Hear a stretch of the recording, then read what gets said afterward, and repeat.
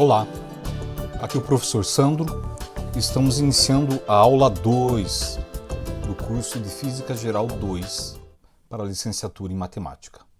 Nesta aula, nós começaremos a ver os objetivos da aula, né? Então, sempre começaremos assim. Quais são os objetivos? Entender, identificar, deduzir, são usando verbos, né, para que nós possamos nos conduzir dentro da teoria do eletromagnetismo. Tá?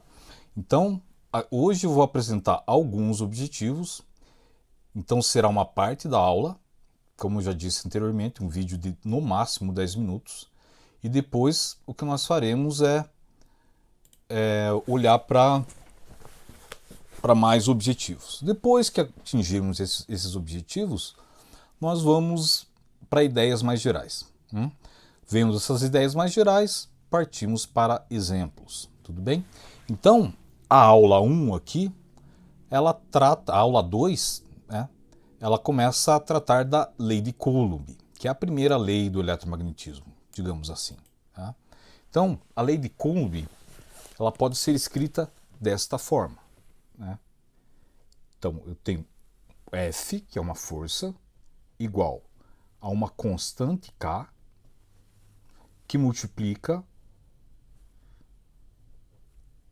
o módulo de uma carga 1 vezes o módulo de uma carga 2, sobre R ao quadrado. Tudo bem? Esta força, ela é um vetor, mas aqui, nesta forma que ela está, nós trataremos apenas da sua magnitude. Né? A constante K, ela é dada por 1 sobre 4π epsilon zero, sendo epsilon zero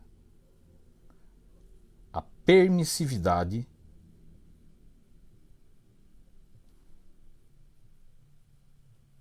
elétrica no vácuo. O que significa isso? A permissividade nos diz quanto a interação eletromagnética é atenuada em determinado meio. Quando é epsilon zero, é o vácuo. Se for somente epsilon, é em qualquer meio. Pode ser a água, pode ser o vidro e assim por diante. Então, por exemplo, fora do vácuo, o nosso K seria um K1 e ele ficaria 1 sobre 4π epsilon 1. E esse epsilon é a permissividade elétrica em um meio 1. Tudo bem? Então, é disso que nós trataremos hoje. Mas nós começaremos a tratar disso pelos princípios e não usando a matemática. Vejamos então como proceder aqui. Então, como eu já falei, nós passaremos para os objetivos da aula. Quais são os objetivos da aula? São um total de 18 objetivos. Aqui nós veremos alguns só. Tá? Parece bastante e é bastante. São bastantes coisas que vocês devem saber antes de fazer qualquer conta. E uma coisa que me chamou a atenção no livro, texto do curso de vocês, é que ele não leva em conta esses objetivos. Ele leva em conta de maneira muito breve, sem entrar em detalhes. E se não estiver arraigado muito bem esses objetivos, é difícil entender os problemas e é difícil fazer as contas. Né? Então talvez vocês estejam experimentando dificuldades na hora de resolver exercício, não tanto pela matemática, mas sim pela compreensão dos conceitos físicos envolvidos em cada uma das questões apresentadas nas listas. Portanto, aqui, o que faremos agora é esclarecer isso de maneira bastante simples e bem detalhada. Por isso, 18 objetivos. Vamos lá, então.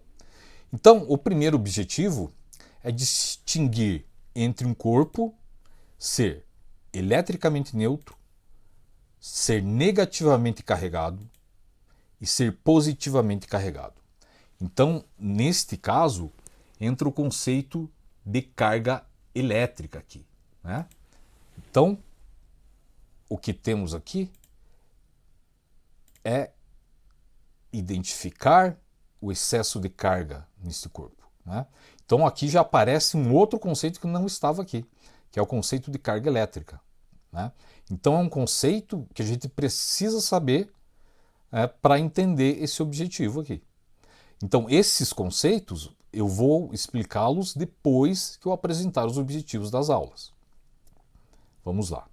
Vamos então para o segundo objetivo. O segundo objetivo da aula é distinguir entre condutores, não condutores ou isolantes, semicondutores e supercondutores, né? Aqui a gente tem 4 tipos de materiais, tá? Então nós temos materiais onde nós temos cargas elétricas que são conduzidas, né?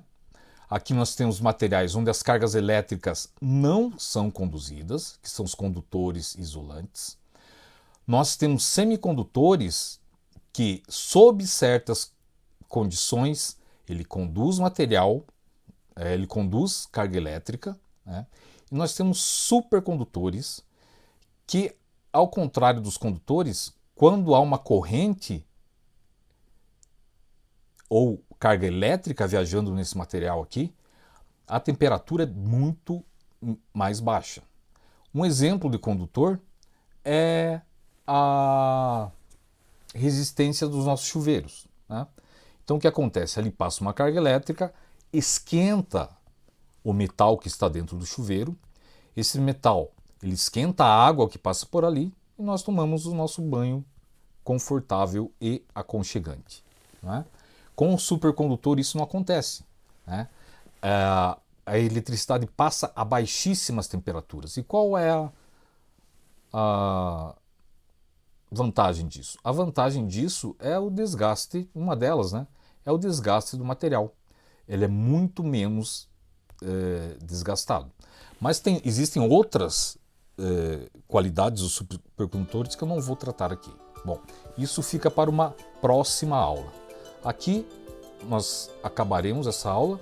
Foi uma aula curta, mas como eu disse para vocês, por questões técnicas, todas as nossas aulas serão assim.